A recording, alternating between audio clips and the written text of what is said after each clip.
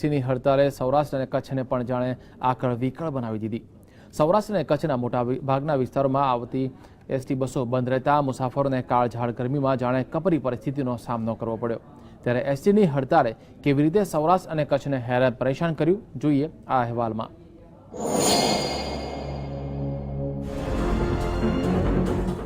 સૌ પહેલા વાત કરીએ સૌરાષ્ટ્રના પાટનગર રાજકોટની, તો રાજકોટ ડિવિઝનના કર્મચારીઓ માસ સીએલમાં જોડાયા અને 2500 બસોના પૈડા થંભી ગયા। 2500 બસો બંધ રહે એટલે સ્વાભાવિક રીતે મુસાફરો હેરાન પરેશાન થઈ જાય અને મુસાફરોને તેમની મંઝિલ સુધી પહોંચવા માટે ખાનગી વાહનોનો સહારો લેવો પડે અને આવા સમયે ખાનગી વાહન ચાલકોએ પણ તકનો લાભ લઈને મોંફાટ રૂપિયા મુસાફરો પાસેથી ઉઘરાવ્યા।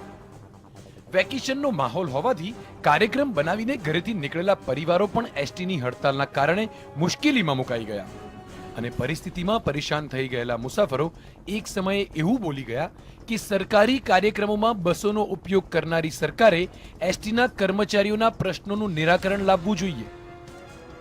બારગામથી અમે આવીએ છીએ અને અમને જે તકલીફ પડે છે તો વહેલી તકે ગુજરાત ગવર્મેન્ટ આ એસટીનું હડતાલની નિવારણ લાવે અને કામદારોની માંગને સંતોષે એવી સર્વે મુસાફર ભાઈઓની માંગણી છે। ભાવનગર ડિવિઝનની વાત કરીએ તો રાજ્યના અન્ય એસટી ડેપોની માફક ભાવનગરના ડિવિઝનમાં પણ એસટીની બસોનો ખડકલો જોવા મળ્યો। ભાવનગર ડિવિઝનની 110 એસટી બસો બંધ રહેતા મુસાફરો રજળી પડ્યા, તો ભાવનગર ડિવિઝનના 2000 જેટલા કર્મચારીઓ આ હડતાલમાં જોડાતા એસટી ડેપોનું કામકાજ સંપૂર્ણ રીતે ઠપ્પ થઈ ગયું હતું।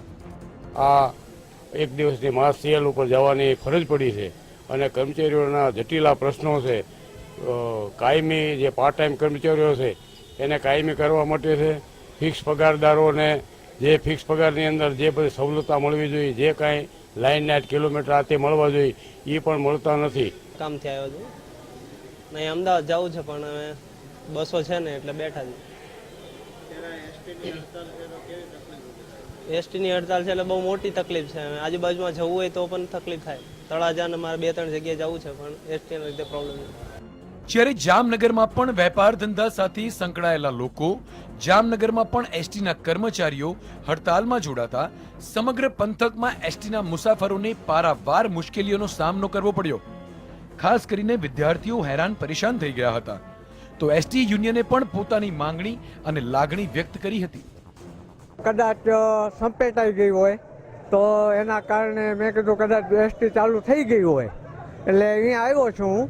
તો હવે છે ને પ્રાઇવેટ વાહનમાં તો જવાય એવું છે નહીં, વધારે પૈસા લઈ લઈએ એટલે મારે હમણાં લગી જવાનું છે। રાજ્યના અન્ય શહેરોની માફક જૂનાગઢના મુસાફરોને પણ એસટીની હડતાલના કારણે મુશ્કેલીમાં મુકાવાનો વારો આવ્યો।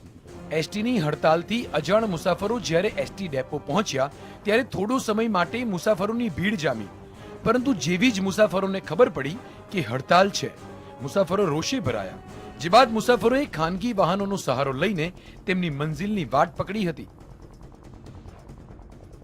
તો ગીર સોમનાથમાં પણ એસટીની હડતાલના કારણે દર્શનાર્થીની સંખ્યામાં મોટો ઘટાડો જોવા મળ્યો।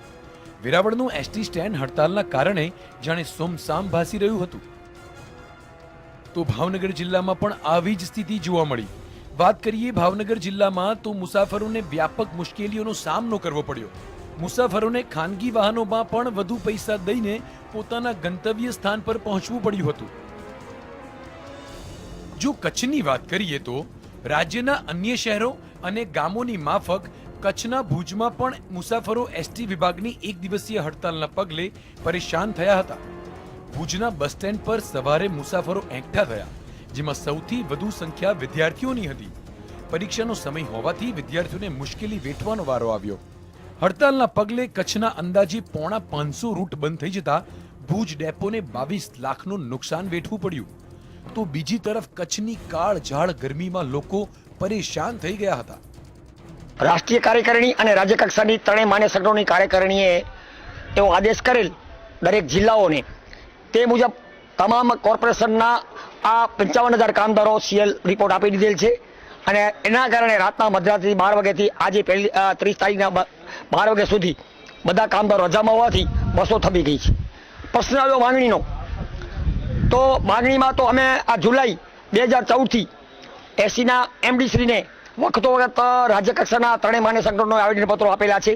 એસટીના કારણે મારી એક્ઝામ છે, અત્યારે મારી અહીંયા ભુજમાં એક્ઝામ જ ચાલુ રહી છે. તો હું તકલીફના કારણે અમારા 4:30 વાગે જ નીકળી ગયો છું. હું 4:30 વાગે એસટીને કોઈ બસ અત્યારે આવી જ કોઈ નથી. હું પ્રાઇવેટ વાનમાં આવ્યો છું. પ્રાઇવેટ વાનમાં કોઈ પણ સમસ્યા થાય તો શું, કાંઈ બી નુકસાન થાય તો શું આપણા ઉપર આવે?